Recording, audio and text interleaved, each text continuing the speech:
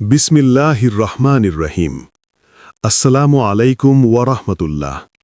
আপনার কোন আমলগুলো বিপদের সময় সুপারিশ করবে জেনে নিন। প্রিয় ভাই বোন বন্ধুগণ, মানুষের জীবন কখনোই সবসময় একরকম থাকে না। কখনো সুখ, কখনো দুঃখ, কখনো স্বস্তি, কখনো কঠিন বিপদ। এই ওঠানামার মাঝেই আমাদের জীবনযাত্রা। অনেক সময় এমন পরিস্থিতি আসে যখন মানুষ চার দিক থেকে অসহায় হয়ে পড়ে। তখন মনে হয়, কেউ কি নেই যে আমাকে সাহায্য করবে? ইসলামের দৃষ্টিতে এই প্রশ্নের একটি গভীর উত্তর আছে। ইসলাম শিক্ষা দেয় যে মানুষের জীবনে কিছু আমল বা নেক কাজ আছে, যেগুলো শুধু দুনিয়াতেই নয়, বরং বিপদের মুহূর্তেও মানুষের জন্য সুপারিশকারী হিসেবে কাজ করে। এমনকি কিয়ামতের দিনও এই আমলগুলো আল্লাহর দরবারে মানুষের জন্য সাক্ষ্য দেবে। পবিত্র কুরআন ও হাদিসে এমন অনেক আমলের কথা বলা হয়েছে, যেগুলো মানুষের কঠিন সময়ে তার পাশে দাঁড়ায়। তাই বুদ্ধিমান সেই ব্যক্তি যে বিপদ আসার আগেই নিজের জন্য এমন আমল সঞ্চয় করে রাখে। এই ভিডিওতে আমরা আলোচনা করব কোন আমলগুলো বিপদের সময় আপনার জন্য সুপারিশ করবে। ১. সালাত বা নামাজ, সবচেয়ে বড় আশ্রয়। নামাজ হল একজন মুসলমানের জীবনের সবচেয়ে গুরুত্বপূর্ণ আমল। আল্লাহ তাআলা কোরআনে বলেছেন, তোমরা ধৈর্য ও নামাজের মাধ্যমে সাহায্য প্রার্থনা করো। সূরা আল বাকারা, আয়াত ৪৫। এই আয়াত থেকে বোঝা যায় যে নামাজ শুধু একটি ইবাদাত নয়, বরং এটি বিপদের সময় সাহায্য পাওয়ার একটি মাধ্যম। রাসূলুল্লাহ সাল্লাল্লাহু আলাইহি ওয়াসাল্লাম যখন কোনো কঠিন পরিস্থিতির সম্মুখীন হতেন, তখন তিনি দ্রুত নামাজের দিকে ধাবিত হতেন। যে ব্যক্তি নিয়মিত নামাজ আদায় করে, তার জন্য নামাজ এক ধরনের শক্তি হয়ে দাঁড়ায়। জীবনের কঠিন মুহূর্তে সে যখন সিজদায় পড়ে যায়, তখন তার হৃদয় প্রশান্ত হয়ে যায় এবং আল্লাহ তার জন্য সহজ পথ খুলে দেন। ২. ইস্তিগফার, গুনাহ মাফ ও বিপদ দূরের চাবিকাঠি। ইস্তিগফার মানে হল আল্লাহর কাছে নিজের গুনাহের জন্য ক্ষমা প্রার্থনা করা। অনেক সময় আমাদের জীবনে যে বিপদ আসে, তা আমাদের গুনাহের কারণেও হতে পারে। তাই ইস্তিগফার সেই গুনাহ দূর করে এবং বিপদ থেকে মুক্তির পথ তৈরি করে। পবিত্র কুরআনে বলা হয়েছে, তোমরা তোমাদের প্রতিপালকের কাছে ক্ষমা চাও, নিশ্চয়ই তিনি অত্যন্ত ক্ষমাশীল। তিনি তোমাদের উপর আকাশ থেকে প্রচুর বৃষ্টি বর্ষণ করবেন, ধন সম্পদ দিয়ে সাহায্য করবেন। সূরা নূহ, আয়াত ১০-১২। এই আয়াত স্পষ্টভাবে জানিয়ে দেয় যে ইস্তিগফার মানুষের জীবনে বরকত, রিজিক এবং বিপদ থেকে মুক্তি এনে দেয়। ৩. দরুদ শরীফ, রহমত লাভের মাধ্যম। রাসূলুল্লাহ সাল্লাল্লাহু আলাইহি ওয়াসাল্লামের উপর দরুদ পাঠ করা অত্যন্ত ফজিলতপূর্ণ একটি আমল। হাদিসে এসেছে, যে ব্যক্তি বেশি বেশি দরুদ পড়ে, আল্লাহ তার দুঃখ ও দুশ্চিন্তা দূর করে দেন। এক সাহাবী রাসূলুল্লাহ সাল্লাল্লাহু আলাইহি ওয়াসাল্লামকে জিজ্ঞাসা করেছিলেন, আমি যদি আমার দোয়ায় সবসময় দরুদ পড়ি? রাসূলুল্লাহ সাল্লাল্লাহু আলাইহি ওয়াসাল্লাম বললেন, তাহলে তোমার সব দুশ্চিন্তা দূর হয়ে যাবে এবং তোমার গুনাহ ক্ষমা করে দেওয়া হবে। অর্থাৎ দরুদ এমন একটি আমল যা মানুষের বিপদ আপদ দূর করতে সাহায্য করে। ৪. দান সদকা, বিপদ থেকে রক্ষা করার ঢাল। দান সদকা শুধু দরিদ্র মানুষের সাহায্যই করে না, বরং এটি দাতার জীবনেও অদৃশ্য কল্যাণ নিয়ে আসে। রাসূলুল্লাহ সাল্লাল্লাহু আলাইহি ওয়াসাল্লাম বলেছেন, সদকা বিপদ দূর করে এবং খারাপ মৃত্যু থেকে রক্ষা করে। অনেক সময় আমরা বুঝতেই পারি না কত বড় বিপদ আল্লাহ আমাদের জীবন থেকে দূরে সরিয়ে দিয়েছেন শুধুমাত্র একটি সদকার কারণে। তাই নিয়মিত সামর্থ্য অনুযায়ী দান করা একজন মুসলমানের জন্য অত্যন্ত গুরুত্বপূর্ণ। ৫. কুরআন তেলাওয়াত, অন্তরের শান্তি ও বিপদের সমাধান। পবিত্র কুরআন শুধু একটি ধর্মগ্রন্থ নয়, এটি মানুষের জীবনের পথ নির্দেশ। যে ব্যক্তি নিয়মিত কুরআন তেলাওয়াত করে, তার হৃদয়ে আল্লাহর শ্রবণ সবসময় জাগ্রত থাকে, আর যখন বিপদ আসে তখন সে হতাশ হয়ে পড়ে না। হাদিসে এসেছে, কুরআন কিয়ামতের দিন তার পাঠকারীর জন্য সুপারিশ করবে। অর্থাৎ যারা কুরআনের সাথে সম্পর্ক বজায় রাখে, তাদের জন্য কুরআন নিজেই আল্লাহর কাছে সুপারিশ করবে। ৬. ধৈর্য ও তাওয়াক্কুল, মুমিনের শক্তি। জীবনে বিপদ আসবেই, কিন্তু সেই বিপদের সময় ধৈর্য ধরে আল্লাহর উপর ভরসা রাখা একজন মুমিনের অন্যতম বড় গুণ। আল্লাহ তাআলা কুরআনে বলেছেন, নিশ্চয়ই আল্লাহ ধৈর্যশীলদের সাথে আছেন। যখন একজন মানুষ সত্যিকারের তাওয়াক্কুল করে তখন সে বিশ্বাস করে আল্লাহ যা করেন তাতে নিশ্চয়ই কল্যাণ আছে। এই বিশ্বাসই তাকে বিপদের সময় শক্ত করে রাখে। ৭. মানুষের উপকার করা, বিপদের দিনে সহায়তা। ইসলাম শুধু ব্যক্তিগত ইবাদতের ধর্ম নয়, এটি মানবতার ধর্ম। যে ব্যক্তি মানুষের উপকার করে, মানুষের কষ্ট দূর করার চেষ্টা করে, আল্লাহ তার কষ্টও দূর করে দেন। রাসূলুল্লাহ সাল্লাল্লাহু আলাইহি ওয়াসাল্লাম বলেছেন, যে ব্যক্তি তার ভাইয়ের প্রয়োজন পূরণ করে, আল্লাহ তার প্রয়োজন পূরণ করেন। অর্থাৎ আজ আপনি যদি কারো সাহায্য করেন, কাল বিপদের সময় আল্লাহ আপনার জন্য সাহায্যের ব্যবস্থা করবেন। ৮. গোপনে নেক কাজ করা। গোপনে করা নেক কাজের মর্যাদা অনেক বেশি, কারণ এতে মানুষের প্রশংসা পাওয়ার উদ্দেশ্য থাকে না, বরং শুধু আল্লাহর সন্তুষ্টি অর্জনের উদ্দেশ্য থাকে। হাদিসে এসেছে, কিয়ামতের দিন ৭ শ্রেণীর মানুষ আল্লাহর অরশের ছায়া পাবে। তাদের মধ্যে একজন হলো সেই ব্যক্তি যে এমনভাবে দান করে যে তার ডান হাত যা দেয়, বাম হাতও তা জানে না। এই ধরনের গোপন আমল মানুষের জন্য কঠিন মুহূর্তে আল্লাহর বিশেষ রহমত নিয়ে আসে।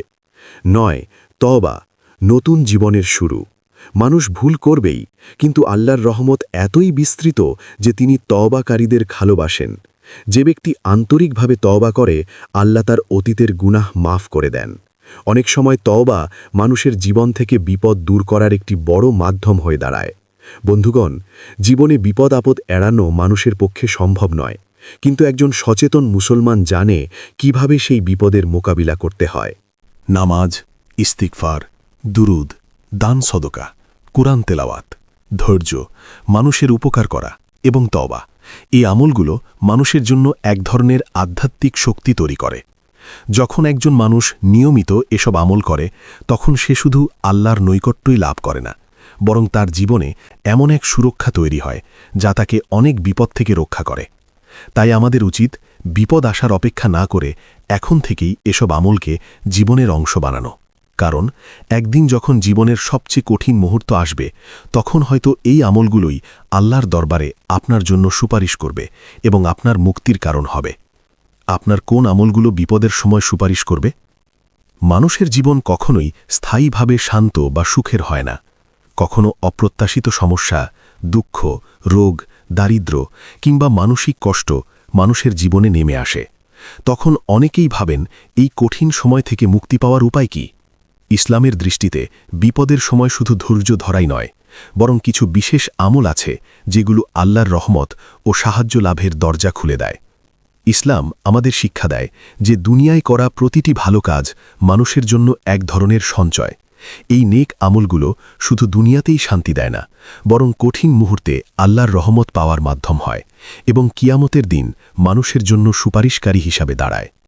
প্রথম পর্বে আমরা কিছু গুরুত্বপূর্ণ আমল নিয়ে আলোচনা করেছি। এবার দ্বিতীয় পর্বে আমরা আরও কিছু আমল নিয়ে বিস্তারিত আলোচনা করব, যেগুলো বিপদের সময় আপনার জন্য সাহায্যের কারণ হতে পারে। ১. আল্লাহর জিকির, হৃদয়ের প্রশান্তির উৎস। আল্লাহকে স্মরণ করা বা জিকির করা একজন মুমিনের জন্য অত্যন্ত গুরুত্বপূর্ণ আমল। কুরআনে আল্লাহ তাআলা বলেছেন, জেনে রাখো, আল্লাহর স্মরণেই অন্তর প্রশান্তি লাভ করে। সূরা আর-রদ, আয়াত ২৮।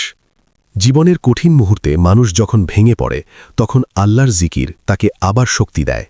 সুবহান আল্লাহ, আলহামদুলিল্লাহ, আল্লাহু আকবর, লা ইলাহা ইল্লাল্লাহ, এই ছোট ছোট জিকিরগুলো মানুষের হৃদয়কে আল্লাহর দিকে ফিরিয়ে দেয়। যে ব্যক্তি নিয়মিত জিকির করে, আল্লাহ তার হৃদয়ে এক ধরনের শান্তি ও দৃঢ়তা দান করেন। তাই বিপদের সময় জিকির একজন মুমিনের সবচেয়ে বড় শক্তি হয়ে ওঠে। ২. তাহাজ্জুদ নামাজ, এমন একটি ইবাদত যা মানুষের সাথে আল্লাহর সম্পর্ককে গভীর করে তোলে। রাতের শেষ অংশে যখন অধিকাংশ মানুষ ঘুমিয়ে থাকে, তখন যে ব্যক্তি উঠে আল্লাহর সামনে দাঁড়ায়, আল্লাহ তার প্রতি বিশেষ দৃষ্টি দেন। হাদিসে এসেছে, রাতের শেষ তৃতীয়াংশে আল্লাহ আসমানে নেমে আসেন এবং বলেন, কেউ কি আছে যে আমার কাছে দোয়া করবে, আমি তার দোয়া কবুল করব?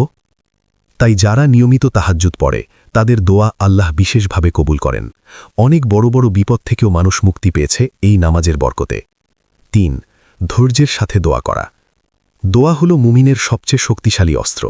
বিপদের সময় আল্লাহর কাছে দোয়া করা মানে হল নিজের অসহায়ত্ব স্বীকার করা এবং আল্লাহর সাহায্যের উপর নির্ভর করা। রাসূলুল্লাহ সাল্লাল্লাহু আলাইহি ওয়াসাল্লাম বলেছেন, দোয়া ইবাদতের মূল। অনেক সময় মানুষ মনে করে আমি তো অনেক দোয়া করেছি কিন্তু ফল পাইনি, কিন্তু একজন সত্যিকারের মুমিন জানে আল্লাহ কখনো দোয়া ফিরিয়ে দেন না, কখনো সঙ্গে সঙ্গে কবুল করেন, কখনো পরে দেন, আবার কখনো তার বদলে বড় কোনো বিপদ দূর করে দেন। তাই বিপদের সময় দোয়া করা কখনোই বন্ধ করা উচিত নয়। 4. আত্মীয়তার সম্পর্ক বজায় রাখা। ইসলামে আত্মীয়তার সম্পর্ক রক্ষা করা অত্যন্ত গুরুত্বপূর্ণ। রাসূলুল্লাহ সাল্লাল্লাহু আলাইহি ওয়াসাল্লাম বলেছেন, যে ব্যক্তি চায় তার রিজিক বৃদ্ধি পাক এবং আয়ু দীর্ঘ হোক, সে যেন আত্মীয়তার সম্পর্ক বজায় রাখে। যে ব্যক্তি আত্মীয়দের সাথে সম্পর্ক ভালো রাখে, তাদের খোঁজ খবর নেয় এবং সাহায্য করে, আল্লাহ তার জীবনেও বরকত দান করেন। অনেক সময় মানুষের জীবনে যে অদৃশ্য সাহায্য আসে, তার পেছনে আত্মীয়তার সম্পর্ক বজায় রাখার বরকত থাকে। 5. কষ্টের সময় ধৈর্য ধারণ করা। বিপদের সময় ধৈর্য ধারণ করা একজন মুমিনের অন্যতম বড় পরীক্ষা। আল্লাহ কোরআনে বলেছেন, নিশ্চয়ই ধৈর্যশীলদেরকে সীমাহীন প্রতিদান দেওয়া হবে। ধৈর্য মানে শুধু চুপ করে কষ্ট সহ্য করা নয়, বরং আল্লাহর উপর ভরসা রেখে সঠিক পথে থাকার চেষ্টা করা। যে ব্যক্তি বিপদের সময় ধৈর্য ধরে, আল্লাহ তার জন্য এমন পুরস্কার প্রস্তুত করেন যা মানুষের কল্পনার বাইরে। 6. কৃতজ্ঞতা প্রকাশ করা। মানুষ সাধারণত বিপদের সময় শুধু সমস্যার দিকেই তাকায় এবং আল্লাহর দেওয়া অসংখ্য নিয়ামতের কথা ভুলে যায়, কিন্তু একজন মুমিন জানে কৃতজ্ঞতা আল্লাহর রহমত বাড়িয়ে দেয়। কোরআনে আল্লাহ বলেছেন, তোমরা যদি কৃতজ্ঞ হও, আমি অবশ্যই তোমাদের আরও বেশি দান করব। যে ব্যক্তি কঠিন সময়েও আল্লাহর প্রতি কৃতজ্ঞ থাকে, আল্লাহ তার জীবনে নতুন নতুন কল্যাণের দরজা খুলে দেন। 7. গুনাহ থেকে দূরে থাকা। অনেক সময় মানুষের জীবনের বিপদাপদের একটি বড় কারণ হল গুনাহ। যখন মানুষ আল্লাহর অবাধ্যতা থেকে দূরে থাকে এবং নিজের জীবনকে পরিশুদ্ধ করার চেষ্টা করে, তখন আল্লাহ তার জন্য সহজ পথ তৈরি করেন।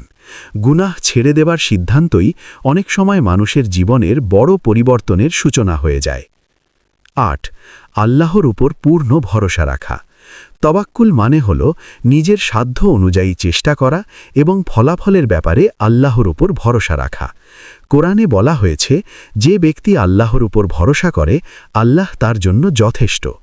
এই আয়াত একজন মুমিনের জন্য বড় আশ্বাস, কারণ যখন মানুষ সব চেষ্টা করার পর আল্লাহর উপর ভরসা করে, তখন আল্লাহ এমন পথ তৈরি করেন যা মানুষ আগে কল্পনাও করতে পারেনি। 9. বিপদে অন্যদের জন্য দোয়া করা। একজন মুমিন শুধু নিজের জন্যই দোয়া করে না, বরং অন্যদের জন্য দোয়া করে। হাদিসে এসেছে, যখন একজন ব্যক্তি তার ভাইয়ের জন্য দোয়া করে, তখন ফেরেশতারা বলে, তোমার জন্য একই দোয়া কবুল হোক। অর্থাৎ আপনি যদি অন্যের জন্য কল্যাণ কামনা করেন, আল্লাহ সেই কল্যাণ আপনার জীবনেও ফিরিয়ে দেন। 10.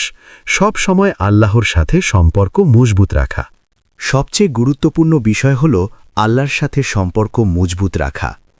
অনেক মানুষ শুধু বিপদের সময় আল্লাহকে স্মরণ করে, কিন্তু একজন সত্যিকারের মুমিন সুখের সময়ও আল্লাহকে ভুলে যায় না। যে ব্যক্তি সব সময় আল্লাহর সাথে সম্পর্ক বজায় রাখে, আল্লাহ তাকে কখনো একা ছেড়ে দেন না। বন্ধুগণ, মানুষের জীবনে বিপদ আসা একটি স্বাভাবিক বিষয়, কিন্তু একজন মুমিনের জীবন অন্যদের থেকে আলাদা, কারণ সে জানে প্রতিটি বিপদের পেছনে আল্লাহর কোনো না কোনো হিকমত আছে।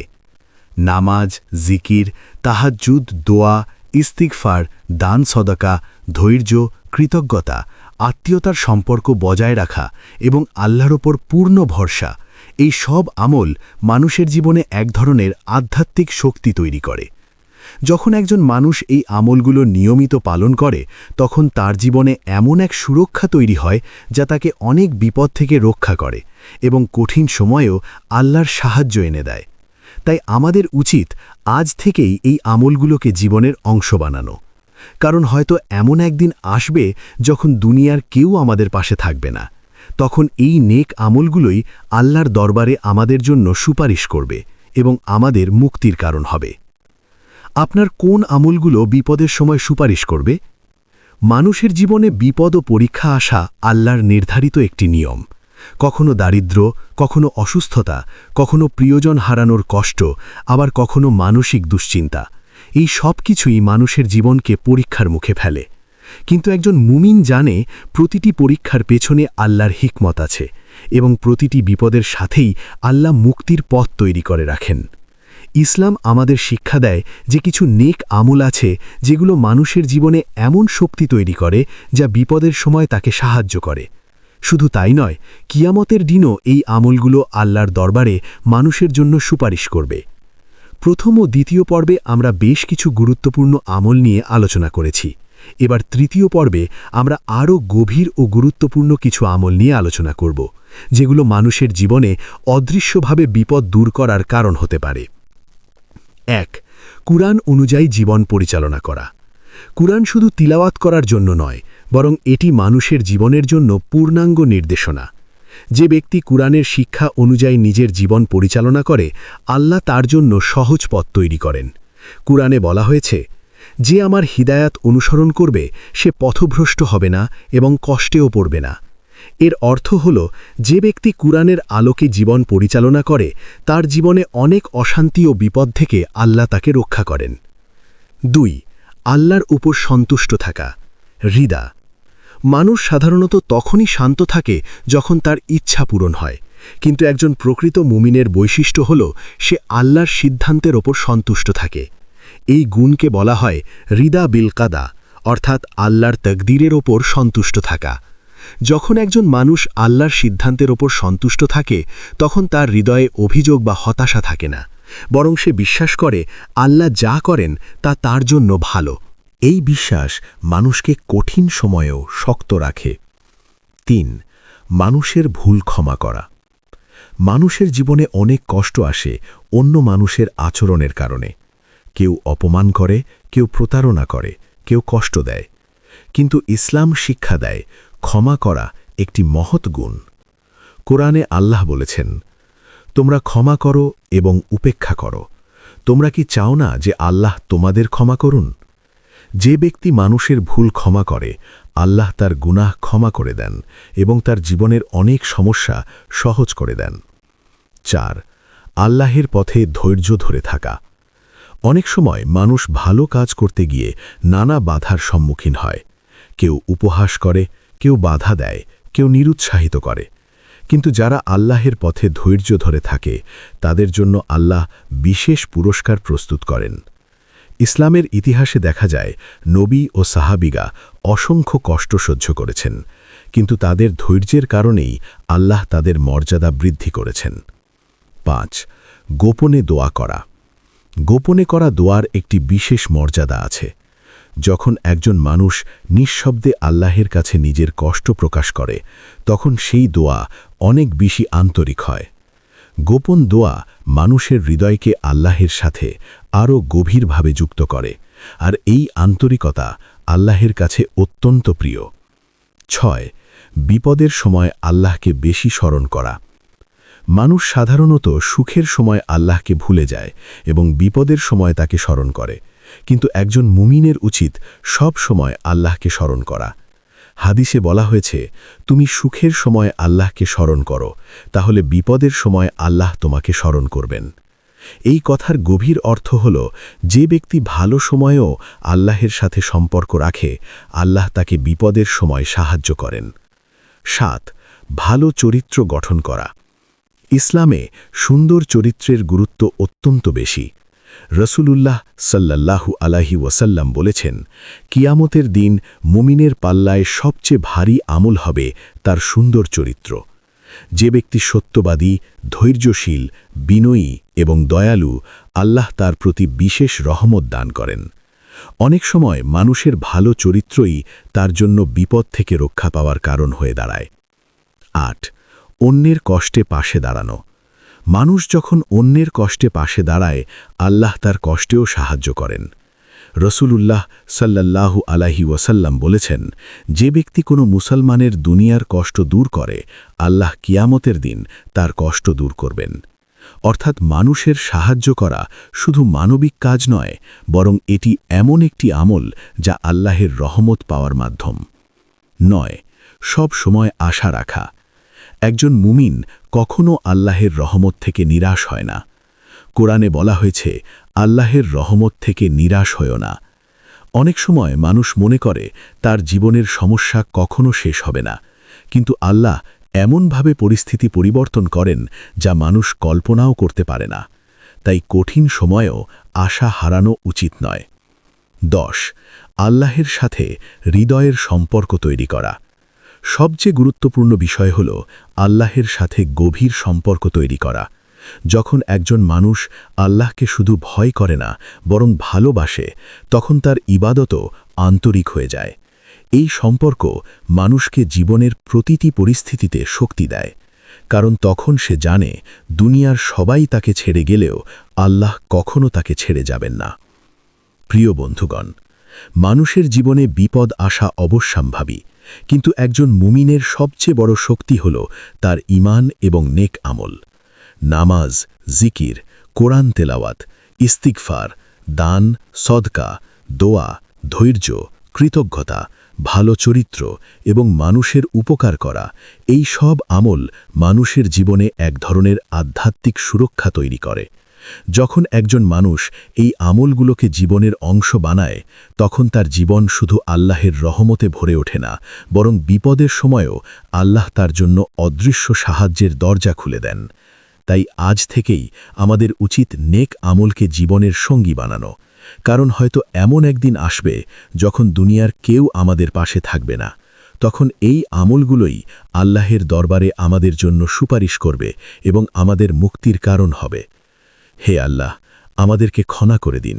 কঠিন বিচারের দিনে আপনার দয়া ও প্রিয় রাসূল সাল্লাল্লাহু আলাইহি ওয়াসাল্লামের সুপারিশ নসিব করুন।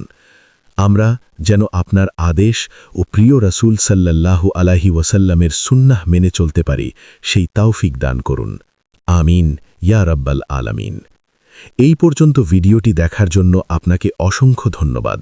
ভালো লাগলে লাইক, শেয়ার এবং ফলো দিয়ে উৎসাহিত করবেন এবং সাবস্ক্রাইব করে পাশে থাকবেন, যাতে এই ধরনের ভিডিও আপনাদের কাছে পৌঁছে দিতে পারি এবং এই রকম ভিডিও দেখে আমাদের অন্তর আত্মাকে পরিশুদ্ধ করতে পারি। আসসালামু আলাইকুম ওয়া রাহমাতুল্লাহি ওয়া বারাকাতুহু।